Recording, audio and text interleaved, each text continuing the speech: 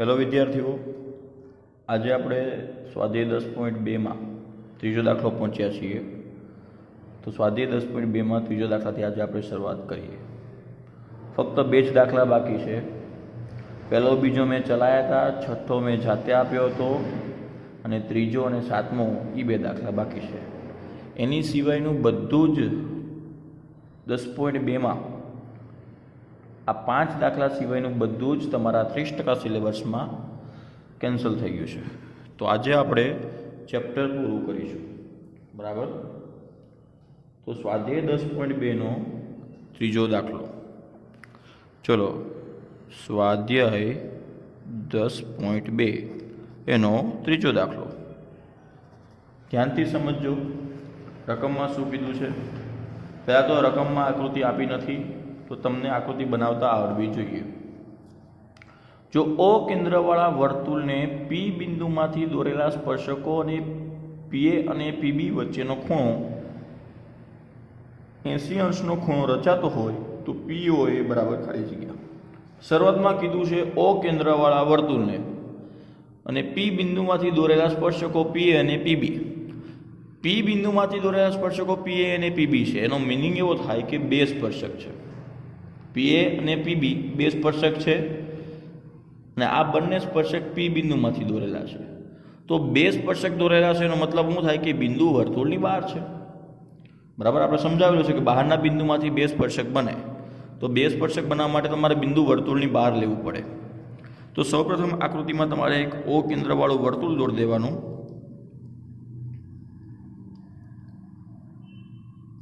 ચલો, આ O કેન્દ્રવાળું મેં વર્તુળ દોરી દીધું. એના બહારના ભાગમાં મેં બિંદુ P લઈ લીધું. આ P બિંદુમાંથી દોરેલો પહેલો સ્પર્શક મેં PA લીધો અને આ P બિંદુમાંથી દોરેલો મેં બીજો સ્પર્શક PB લીધો. થઈ ગયા બે સ્પર્શક PA અને PB, બરાબર. હવે એવું કીધું છે કે PA અને PB વચ્ચે 80 અંશનો ખૂણો રચાતો હોય, એટલે આ જે બે સ્પર્શક દોર્યા છે આપણે PA અને PB, એની વચ્ચે 80નો ખૂણો રચાય છે એવું તમને કીધું. કેટલા અંશનો ખૂણો રચાય છે? 80 અંશનો. તો તમારે POA બરાબર કેટલાય શોધવાનું છે. POA બરાબર કેટલા? ધ્યાનથી સમજો કયો ખૂણો શોધવાનો છે. ખૂણો POA શોધવાનો છે. એટલે કે P પછી અહીંયાથી O અને પછી A. POA કયો ખૂણો બને જો તમે.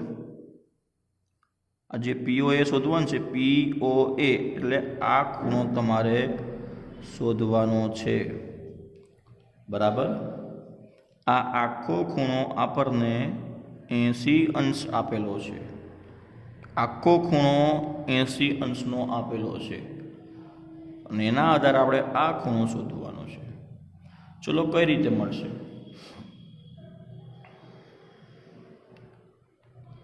કઈ રીતે મળશે?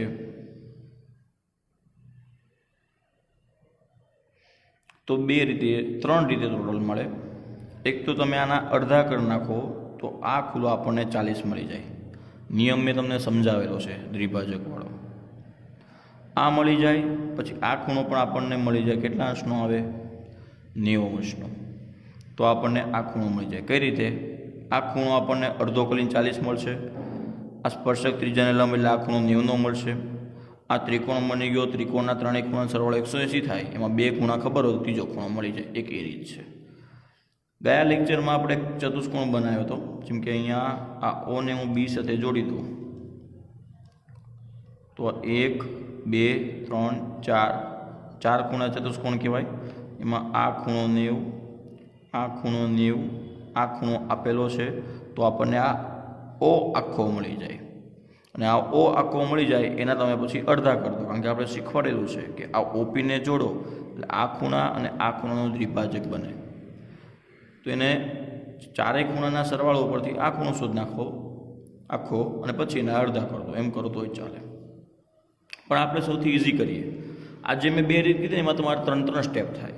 કયા 3 સ્ટેપ? એ તો તમે જો પહેલી રીતમાં 80ના અડધા કરશો એક સ્ટેપ થશે. પછી આ ખૂણો 90 દર્શાવશો એ બીજું સ્ટેપ થશે, અને પછી ત્રિકોણના ત્રણેય ખૂણાનો સરવાળો લેશો એ ત્રીજું સ્ટેપ થશે, તો તમને આ ખૂણો મળશે. બીજી રીતમાં આપણે શું કીધું કે ચતુષ્કોણના નિયમનો ઉપયોગ કરવાનો. બરાબર, તો ચતુષ્કોણના નિયમ માટે પહેલાં તમારે તો બંને 90 ખૂણા દર્શાવવા પડશે, એ અને બી. બી પહેલો સ્ટેપ થશે. પછી ચારેય ખૂણાનો 360 લઈ આ ખૂણો શોધશો એ બીજું સ્ટેપ, અને પછી એના અડધા કરશો એ ત્રીજું સ્ટેપ. તો આ બંને રીતમાં 3 સ્ટેપ થાય. મેં તમને શું કીધું કે આ દાખલામાં ટોટલ 3 રીત થાય છે. આ બંને રીતે કરશો તો પણ ચાલશે, ખોટું નથી. પણ ત્રીજી રીત હું જે તમને કહું છું એમાં ફક્ત 2 સ્ટેપમાં દાખલો પૂરો થાય, એટલા માટે આપણે ત્રીજી રીત કરવી વધારે સહેલી પડશે. જો શું કરવાનું, પહેલાં તો આપણને બધાને ખબર છે કે આ 80, આ પી ખૂણો અને આ ઓ આખો ખૂણો આ એકબીજાના પૂરક કોણ હોય, તો એના આધારે આપણે પહેલાં આખો ખૂણો મળી જાય. બરાબર, પછી આ જે ઓપી છે એ ઓ ખૂણાનો પી ખૂણાનો દ્વિભાજક બને, એવો મેં તમને નિયમ સમજાવેલો છે. ઓપી ખૂણા ઓ અને ખૂણા પીનો દ્વિભાજક બને. તો આખો ખૂણો મળી જાય પછી એના અડધા કરી દો એટલે ઉપરનો ખૂણો આપણને મળી જાય. બરાબર, તો આ ફક્ત 2 સ્ટેપમાં દાખલો પતે છે, એટલે આપણે આ રીત કરીશું. આગળની મેં 2 સમજાવી એ કરશો તો પણ ચાલશે. ચલો પહેલાં તો તમારે લખવાનું આ એ ઓ બી અને આ ખૂણો એ પી બી એ એકબીજાના પૂરક કોણ છે. એકબીજાના કેવા છે? પૂરક કોણ છે. પૂરક કોણનો મતલબ શું થાય કે એ બંને ખૂણાનો સરવાળો 180 થાય. આ મેં તમને નિયમ સમજાવેલો છે. બરાબર, કેન્દ્ર વચ્ચેનો ખૂણો, સ્પર્શક વચ્ચેનો ખૂણો એકબીજાના પૂરક કોણ, એટલે આ ખૂણો અને આ ખૂણો બેનો સરવાળો 180. હવે એવો બી આપણે શોધવો છે. પહેલાં આપણે આખો ખૂણો લાવવો છે ને, ચલો એ શોધવો છે. એટલે એમને આ એપી બી એટલે કે સ્પર્શક વચ્ચેનો ખૂણો 80 આપેલો છે, બરાબર 180. એઓ બી બરાબર +180, આમ જાય તો -80. તો એઓ બી બરાબર કેટલા આવશે? 100. તો આ આપણને કેન્દ્ર સાથેનો આખો ખૂણો મળી ગયો. ચલો આ પહેલું સ્ટેપ થયું. હવે તમારે શું કરવાનું છે? તો મેં તમને કીધું છે એમ કે આ ઓપી છે એ બંને ખૂણાને દ્વિભાજક બને. તો એમ અહીંયા આપણને આ આખો ખૂણો 100 મળી ગયો છે. આ આપણે ખાલી ઉપરનો PO એ શોધવો છે. તો આ 100ના અડધા કેટલા થાય? 50. તો PO એ આપણને 50 મળી જાય. બરાબર, આપણે સમજાવેલું છે કે ઓપી ખૂણા પી અને ખૂણા ઓ બેનો દ્વિભાજક બને. તો 100નો દ્વિભાજક કરો એટલે આપણને ઉપરનો ખૂણો મળી જાય 50. તો એ રીતે લખવાનું આવશે. તમારે શું લખવાનું આવશે? એ રેખાખંડ ઓપી એ ઓ બીનો દ્વિભાજક કહેવાય, એપીબીનો પણ કહેવાય, પણ આપણે ફક્ત એઓબીનું કામ છે એટલે આપણે ખાલી એકનું જ લખશું કે ખૂણા એઓબીનો દ્વિભાજક છે. એનો મતલબ શું થાય કે એઓબીના 2 સરખા ભાગ થઈ જશે. હવે આપણે શોધવાનો કયો છે? POA, એટલે કે આ ઉપરનો ખૂણો આપણે શોધવાનો છે. તો લખવાનો જે ખૂણો શોધવાનો છે એ POA કોનો અડધો આવશે? 100નો. આ POA ખૂણો 100નો અડધો આવશે. બરાબર, 100 એટલે કયો ખૂણો છે? એઓબી. એઓબીનો દ્વિભાજક થાય છે ને, તો એઓબીના અડધા એટલે કે ખૂણો એઓબી અને એના અડધા એટલે છેદમાં 2. પડી સમજણ? POA એ આ 100 ખૂણાનો અડધો, એટલે POA બરાબર 100 ખૂણો એટલે કોનો છે? એઓબીનો. તો એઓબીના અડધા. ચલો એઓબીનું માપ લખી નાખવાનું 100 અને એના અડધા એટલે ભાગ્યા 2. 100ના અડધા કરો તો POA બરાબર આપણને 50 અંશ મળી જાય. તો આ રીતે તમારો 2 સ્ટેપમાં દાખલો પૂરો થાય. આગળની મેં જે 2 રીત કીધી, એક ચતુષ્કોણવાળી અને એક આ ત્રિકોણવાળી, એ બંનેમાં 3 સ્ટેપ થાય. ચતુષ્કોણવાળી અને ત્રિકોણવાળીમાં 3 સ્ટેપ થાય. જવાબ આ જ આવશે, પણ તમારે 3 સ્ટેપમાં પતશે. બરાબર, ચલો આ તમારો વિકલ્પ છે એ. બરાબર, ચલો એની પછી છેલ્લો દાખલો 7મો, એટલે તમારું આ ચેપ્ટરનું કામ પૂરું થાય. 7મા દાખલાની રકમ જો 2 સમકેન્દ્રીય વર્તુળો. મેં તમને સમજાવેલું છે સમકેન્દ્રીય કોને કહેવાય? એક જ કેન્દ્ર હોય અને 2 વર્તુળ દોરેલા હોય. એક પહેલું વર્તુળ એની ત્રિજ્યા નાની હોય અને એ જ કેન્દ્ર લઈ અને બીજું વર્તુળ. તો આ બંને સમકેન્દ્રીય વર્તુળ કહેવાય. બંનેનું કેન્દ્ર એક જ. બે સમકેન્દ્રીય વર્તુળની ત્રિજ્યા આપેલી છે 5 સેમી ને 3 સેમી. તો નાના વર્તુળની ત્રિજ્યા 3 સેમી છે, એટલે ધારો કે આપણે આ દોરીએ, આ કેટલા સેમી છે? 3 સેમી. આ નાના વર્તુળની ત્રિજ્યા કહેવાય. અને આ મોટા વર્તુળની ત્રિજ્યા દૂર નાખો. ચલો, આ મોટા વર્તુળની ત્રિજ્યા છે 5 સેમી, બરાબર. 3 સેમી અને 5 સેમી. આગળ વાંચીએ. મોટા વર્તુળની જીવા નાના વર્તુળને સ્પર્શે છે. આ જે મોટું વર્તુળ છે એની આપણે જીવા દોરવાની, અને એ નાના વર્તુળને સ્પર્શે છે. તો આપણે જીવા એવી રીતે દોરવાની કે નાના વર્તુળને અડવી જોઈએ, સ્પર્શવી જોઈએ. તો જો મેં આ AB, આ મોટા વર્તુળની મેં જીવા દોરી. હવે આ મોટા વર્તુળની જે જીવા છે એ આ જે નાનું વર્તુળ છે એને જો અહીંયા સ્પર્શે છે તો એને આપણે સ્પર્શ બિંદુ કહેવાય. એને આપણે નામ આપી દઈએ M.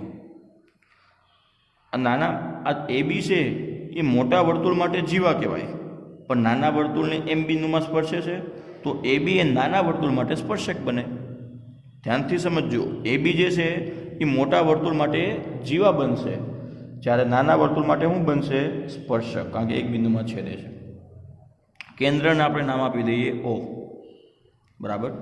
હવે શોધવાનું શું છે તમારે? જો તો તેની લંબાઈ શોધો. તેની એટલે કોની? કે જે આપણે મોટા વર્તુળની જીવા દોરી છે આ AB, એની તમારે લંબાઈ શોધવાની છે, બરાબર. એની તમારે શું શોધવાની છે? લંબાઈ, જીવાની લંબાઈ શોધવાની. તો પહેલું કામ તમારે જો દર્શાવવાનું. ચલો આપણે કામ કરી દઈએ. નાના વર્તુળને C1 કહી દઈએ, મોટા વર્તુળને C2 કહી દઈએ, બરાબર. તો સૌપ્રથમ તમે શું લખશો? કે O કેન્દ્રવાળું. O કેન્દ્રવાળા આપણે બે વર્તુળ દોર્યા છે, એ બંને વર્તુળો કેવા છે? સમકેન્દ્રીય. તો O કેન્દ્રવાળા બે સમકેન્દ્રી વર્તુળો, બરાબર, જેની ત્રિજ્યા કેટલી છે? 3 અને 5. તો વર્તુળો કયા કયા છે? C1 અને C2 ની ત્રિજ્યાઓ અનુક્રમે કેમ? કારણ કે C1 એટલે કે નાનું વર્તુળ, એની ત્રિજ્યા કેટલી છે? 3, અને C2 એટલે કે મોટું વર્તુળ, એની ત્રિજ્યા કેટલી છે? 5 છે.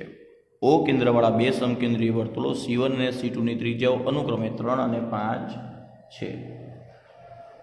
અને AB શું છે? AB તો AB એ મોટા વર્તુળની શું છે? જીવા, અને નાના વર્તુળને કયા બિંદુમાં સ્પર્શે છે? M બિંદુમાં સ્પર્શે છે. આ બે મુદ્દા ખાસ લખવા પડે, બરાબર, કારણ કે આપણે આકૃતિને સમજાવવી પડે. O કેન્દ્રવાળા બે સમકેન્દ્રીય વર્તુળો C1 અને C2 ની ત્રિજ્યાઓ અનુક્રમે 3 સેમી અને 5 સેમી છે. AB જે છે એ મોટા વર્તુળની જીવા એ નાના વર્તુળને M બિંદુમાં સ્પર્શે છે. એટલે AB મોટા વર્તુળ માટે જીવા બનશે, નાના વર્તુળ માટે શું બનશે? સ્પર્શક. ચલો હવે આગળ તમે ધ્યાનથી જુઓ તો તમારે AB શોધવાનું છે. AB શોધવા માટે પહેલાં આપણે આ MB શોધશું. ચલો એની માટે આપણે અહીંયા શું કરવાનું છે? જો આ M ખૂણો છે ને, M ખૂણો એ 90 અંશનો થાય, એટલે આ OMB કાટકોણ ત્રિકોણ બની જાય. હવે M ખૂણો કેમ 90 અંશનો થાય? કારણ કે આ AB જે છે એ નાના વર્તુળ માટે સ્પર્શક છે, OM જે છે એ નાના વર્તુળની ત્રિજ્યા છે. તો ત્રિજ્યા સ્પર્શકને કેવો હોય? લંબ હોય, એટલે M ખૂણો 90. તો પહેલું કામ તમારે એ લખવાનું કે ત્રિકોણ OMB માં ખૂણો M બરાબર 90 અંશ. બાજુમાં કારણ આવશે પ્રમેય 10.1 મુજબ, બરાબર. પ્રમેય 10.1 પ્રમાણે M ખૂણો 90 અંશનો થાય છે. હવે M ખૂણો 90 અંશનો થઈ ગયો તો આ કાટકોણ ત્રિકોણ બની જાય, એટલે પાયથાગોરસ પ્રમાણે આપણને MB મળી જાય. તો તમારે લખવાનું પાગોસી મુજબ. ચલો, કર્ણ કોણ બનશે? OB નો વર્ગ બરાબર OM નો વર્ગ પ્લસ MB નો વર્ગ. ચલો OB એટલે કેટલા છે 5, 5નો વર્ગ 25. હું ડાયરેક્ટ લખું છું, તમારે ડાયરેક્ટ લખવાનું નથી. OM કેટલા છે 3, 3નો વર્ગ કેટલો થાય 9 અને પ્લસ MB² એમને પ્લસ 9 આ બાજુ કેવા થઈ જાય -9 બરાબર MB². 25માંથી 9 જાય એટલે 16 વધશે બરાબર MB². આપણે MB શોધવું છે તો અહીંયાથી વર્ગ દૂર થાય, સામે વર્ગમૂળ નીકળે તો MB બરાબર 4 સેમી બરાબર MB બરાબર 4 સેમી મળી ગયો આપણને, એટલે કે આ 4 આવી ગયો. હવે જો એક નિયમ તમને સમજાવું. નિયમ શું છે કે વર્તુળના સ્પર્શ બિંદુમાંથી દોરેલ લંબ, વર્તુળના સ્પર્શ બિંદુમાંથી દોરેલ લંબ એની જીવાને શું કરે દુભાગે, એની જીવાને શું કરે દુભાગે બરાબર. એવો નિયમ તમારી ચોપડીમાં જ આપેલો છે. ઉદાહરણ નંબર 1 એ તમારો નિયમ છે. શું છે એમાં કે બે સમકેન્દ્રીય વર્તુળો હોય ને એમાં મોટા વર્તુળની જીવા એ નાના વર્તુળને જો સ્પર્શતી હોય તો સ્પર્શ બિંદુ એ જીવાને દુભાગે. બે સમકેન્દ્રીય વર્તુળ હોય એમાં મોટા વર્તુળની જીવા નાના વર્તુળને જો સ્પર્શતી હોય તો સ્પર્શ બિંદુ તેને દુભાગે. તેને એટલે કોને જીવાને. તો જો દુભાગેનો મતલબ શું થાય કે જીવાના બે સરખા ભાગ કરી દે. તો આ સ્પર્શ બિંદુ છે એ ABના બે સરખા ટુકડા કરી દે. તો જો આ MB આપણને 4 મળ્યો, એક ટુકડો 4 મળ્યો તો બીજો ટુકડો તો 4 જ હશે ને, કારણ કે આ સ્પર્શ બિંદુ ABને દુભાગે છે. દુભાગે એટલે બે સરખા ભાગ કરે છે. તો આ બાજુનું 4 હોય તો આ બાજુનું 4 હોય તો આખી જીવા કેટલી આવી જાય 8 આવી જાય. તો આપણને જીવા મળી ગઈ. પણ એની માટે તમારે અહીંયા નિયમ આવી રીતે લખવો પડે. શું લખશો નિયમ કે મોટા વર્તુળની મોટા એવું નહીં, બે સમકેન્દ્રીય વર્તુળમાં મોટા વર્તુળની જીવા એ નાના વર્તુળને સ્પર્શતી હોય. મોટા વર્તુળની જીવા નાના વર્તુળને સ્પર્શતી હોય બે સમકેન્દ્રીય વર્તુળમાં તો સ્પર્શ બિંદુ કોણ સ્પર્શ બિંદુ જીવાને દુભાગે. તેને દુભાગે એટલે કોને જીવાને દુભાગે છે. આ નિયમ તમારો ઉદાહરણ નંબર 1માં જ આપેલો છે બરાબર. ચલો હવે હું લખવાનું દુભાગેનો મતલબ શું થાય બે સરખા ભાગ કરે. તો જો આપણે શોધવાનું છે AB. AB એ કોના કરતાં બમણું થાય? દુભાગેનો મતલબ શું થાય બે સરખા ભાગ કરે એટલે ABનું માપ એ MB કરતાં બમણું થશે ને. બે સરખા ભાગનો મતલબ શું થાય બે સરખા ટુકડા કરવા. તો ABનું માપ MB કરતાં બમણું થશે એટલે 4 દુ 8 થઈ જશે. તો AB જીવા બરાબર 2 ગુણ્યા MB બરાબર 2 ગુણ્યા MB આપણને મળ્યા છે 4, 4 દુ 8 સેમી. તો AB બરાબર 8 સેમી આપણને મળી જાય. તો આમ તમારે નીચે લખવાનું કે જીવાની લંબાઈ બરાબર 8 સેમી થાય અથવા મળે. આવડશે? તો આ રીતે તમારે દાખલો ગણવાનો અને વ્યવસ્થિત નિયમો લખવાના બરાબર. જે પણ રીતે મેં ગણ્યું છે એવી રીતે જ પરીક્ષામાં લખવાનું. સૌ પ્રથમ તમારે આવી રીતે વર્તુળ જે દોર્યું છે એના 2 મુદ્દા લખવાના અને સમજાવવાનું આકૃતિને. પછી પાયથાગોરસ કરીને આ એક ટુકડો શોધવાનો. અને આપણને ખબર છે કે મોટા વર્તુળ બે સમકેન્દ્રીય વર્તુળોમાં મોટા વર્તુળની જીવા એ નાના વર્તુળને સ્પર્શતી હોય તો જે સ્પર્શ બિંદુ છે એ જીવાને દુભાગે એટલે કે બે સરખા ભાગ કરે. તો એ નિયમના આધારે આ 4 હોય તો આ 4 એટલે કુલ 8 થઈ જાય. અને પછી આવી રીતે એને નિયમ લખીને દર્શાવવાનો. આ નિયમ ક્યાં છે? તો ઉદાહરણ નંબર 1માં. નીચે લખી નાખવાનું જીવાની લંબાઈ 8 સેમી થાય અથવા મળે અથવા છે. ઓકે. તો આજે આપણે ચેપ્ટર નંબર 10 પૂરું કર્યું. આવતા લેક્ચરમાં આપણે નવા ચેપ્ટરની શરૂઆત કરીશું.